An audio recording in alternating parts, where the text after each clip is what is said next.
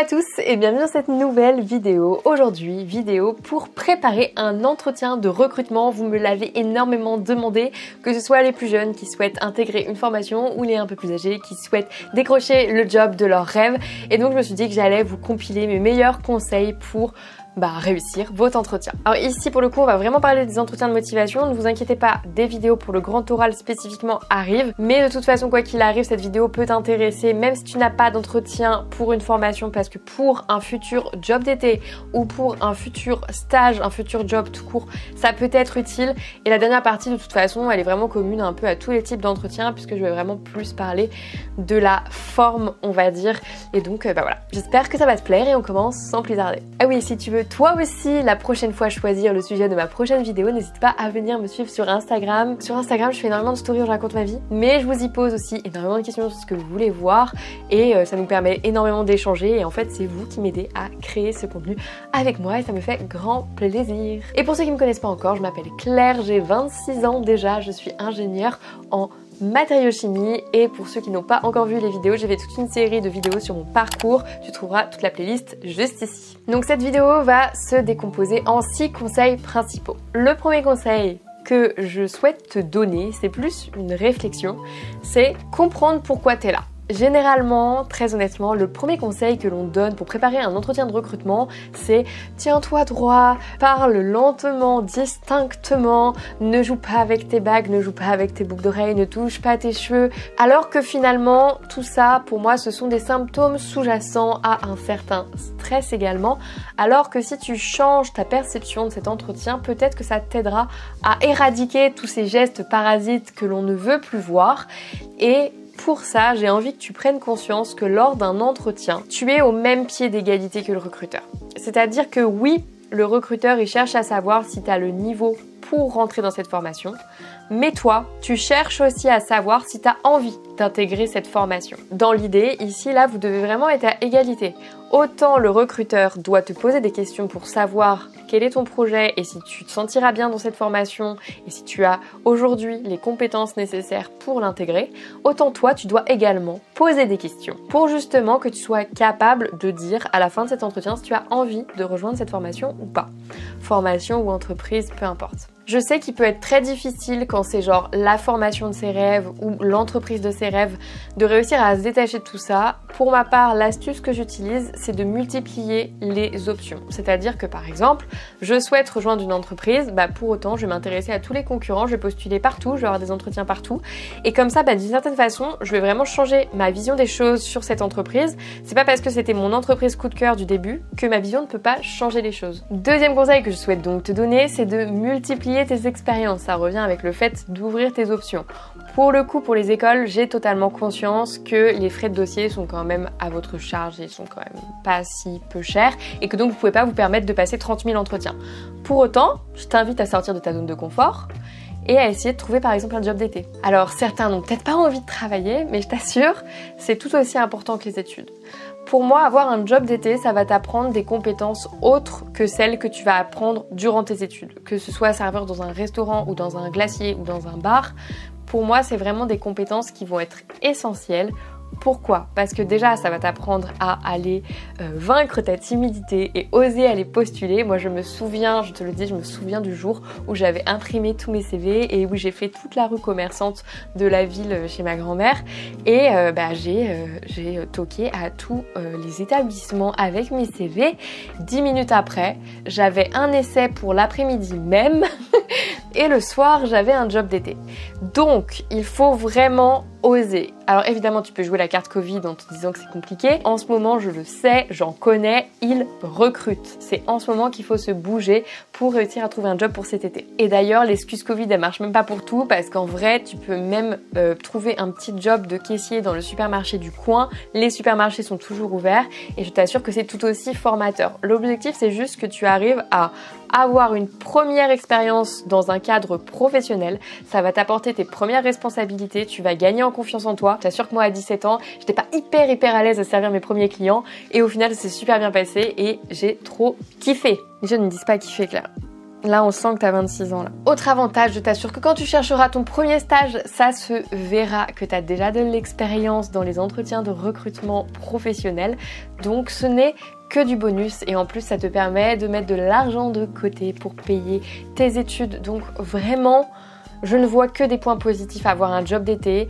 Et je le disais encore à des amis autour de moi, pour moi, dans ma formation, je mettrais presque à part égale ce que j'ai appris sur les bancs de la fac, dans mon école d'ingénieur, avec ce que j'ai appris dans le cadre professionnel lors de mes jobs d'été, avec ce que j'ai appris depuis que je suis sortie d'école, ce qui est quand même, bon, c'était quand même il y a 3 ans, mais j'ai quand même étudié pendant 5 ans, j'ai 3 masters, donc on pourrait se dire que ma formation est prépondérante, pas du tout. Ce que j'ai appris après est tout aussi important et même ce que j'ai appris toute seule chez moi, tout aussi important.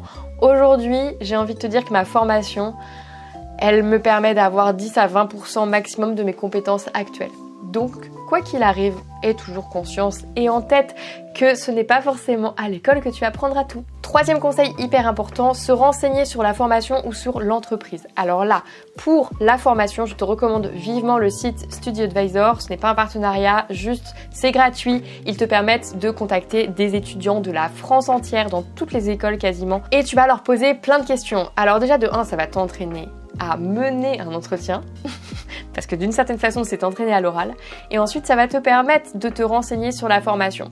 N'hésite pas non plus à lui poser des questions supplémentaires à cet étudiant sur comment s'était passé son entretien pour lui, quelles sont les questions que les professeurs lui avaient posées, quels sont les conseils qu'il voudrait te donner. De toute façon, je te l'annonce, je suis gentille, je te mettrai un PDF à télécharger avec une fiche formation à compléter avec justement toutes les informations qu'il faut que tu aies en tête pour te rendre sereinement à un entretien ainsi que toutes les questions que je te recommande de poser à un étudiant. C'est cadeau, c'est gratuit, c'est dans la barre d'infos. Ensuite, pour se renseigner sur une entreprise, là je te recommande vraiment simplement le site de l'entreprise, la page LinkedIn de l'entreprise et vraiment pourquoi pas, c'est quelque chose que j'ai fait déjà à plusieurs reprises, de ne pas hésiter à contacter directement des salariés sur LinkedIn. Moi j'ai même contacté le CEO d'une boîte une fois et carrément sur Facebook. Derrière j'ai eu un post. Donc en fait, ne pas hésiter. Si tu veux quelque chose, bah en fait il faut que tu le prennes. Il y a un moment, bon ça s'appelle le harcèlement peut-être, mais pour un job, tente en fait. Qu'est-ce que t'as à perdre? En fait, t'as rien à perdre. L'objectif, c'est simplement que tu arrives à travailler demain. Quatrième conseil hyper important, s'entraîner à se présenter. Je pense que je n'ai jamais fait un entretien durant lequel le recruteur ne me demande pas de me présenter. Ta présentation, elle doit être assez rapide, 2-3 minutes maximum. Et pendant cette présentation, je te recommande de déjà aborder des expériences, sans trop les détailler, en lien avec l'entreprise ou la formation que tu vises.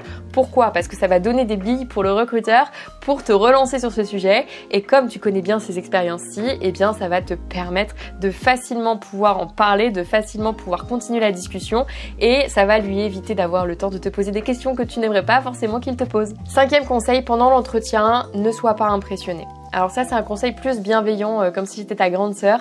Mon premier entretien je l'étais extrêmement, pour la simple et bonne raison que j'ai déjà raconté dans une vidéo que je te mettrai ici, qu'ils étaient 2 jurys et que l'un des 2 est resté sur son ordinateur quasiment tout le temps de l'entretien et en fait il prenait des notes et j'avais très peur que tout ce que je disais c'était n'importe quoi parce que c'est très perturbant que l'une des 2 personnes elle me donnait l'impression qu'elle en avait rien à faire de ce que je racontais.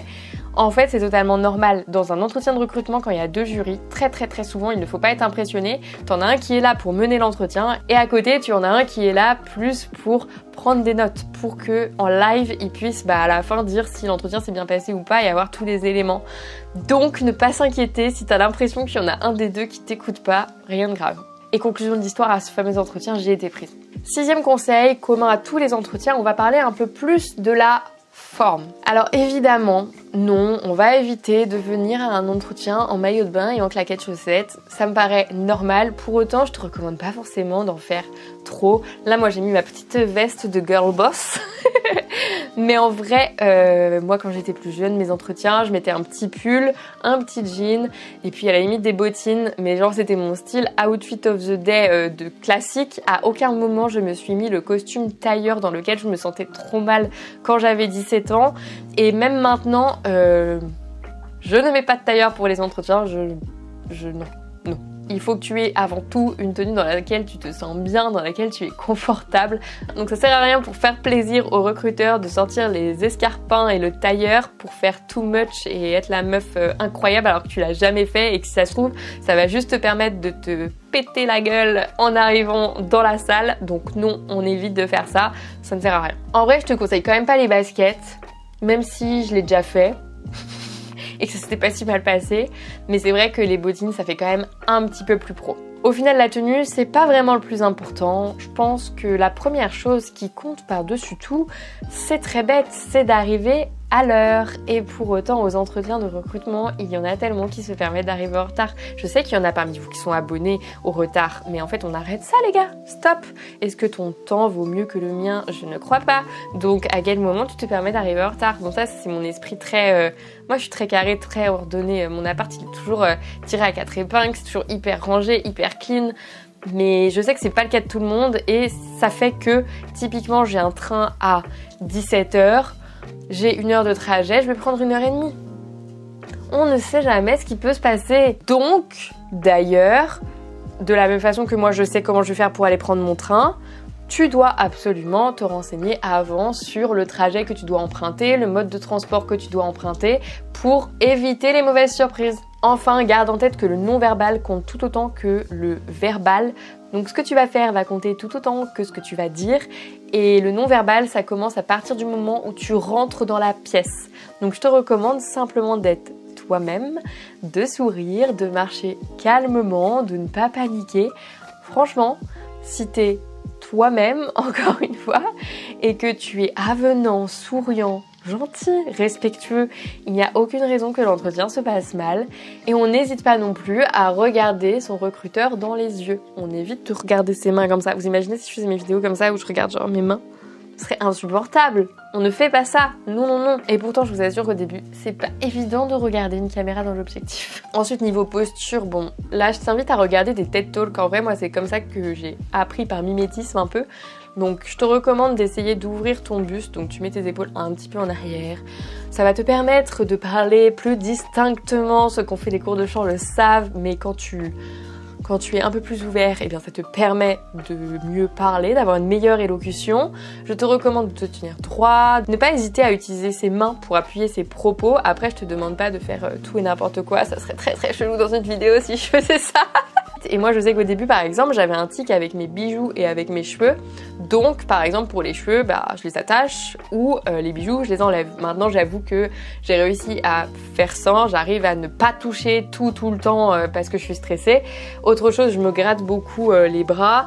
Du coup, je mets des vestes avec des manches longues, ce genre de choses, des petites astuces comme ça. Tu peux t'entraîner devant un miroir pour repérer tes défauts et ça va te permettre de trouver des petites parades pour éviter ces problèmes. En vrai, je te recommande également l'exercice de t'enregistrer, que ce soit avec un dictaphone ou avec une caméra pour re-regarder ta prestation. Ça va te permettre par exemple de repérer les tics de langage, donc les moi je dis tout le temps, vous n'êtes pas sans savoir, ou je dis encore, je sais plus, mais je sais qu'au montage je m'insupporte, je me déteste et du coup j'essaye de faire des efforts, vraiment, c'est pas facile, mais vous verrez, normalement de vidéo en vidéo on voit la progression. De la même façon, si t'as des tics comme je disais avec tes mains, avec les boucles d'oreilles, etc., le fait de te filmer, tu te verras, tu te saouleras et je peux t'assurer qu'au bout d'un moment tu comprendras qu'il faut arrêter. Si toi aussi tu as des conseils à partager, que ce soit pour un entretien de recrutement, pour une école ou pour un stage, une entreprise, n'hésite pas à les partager en commentaire, je pense qu'on serait tous ravis d'avoir tes astuces. J'espère que cette vidéo t'a plu, que les conseils t'ont été utiles. N'hésite pas encore une fois à aller voir le PDF que j'ai mis pour que tu puisses te préparer au mieux. N'hésite pas non plus à aller te rendre sur le site StudyAdvisor et pour ceux qui cherchent plutôt une entreprise, LinkedIn, hyper important. En attendant, je te souhaite une très belle journée et je te dis à très vite dans une prochaine vidéo.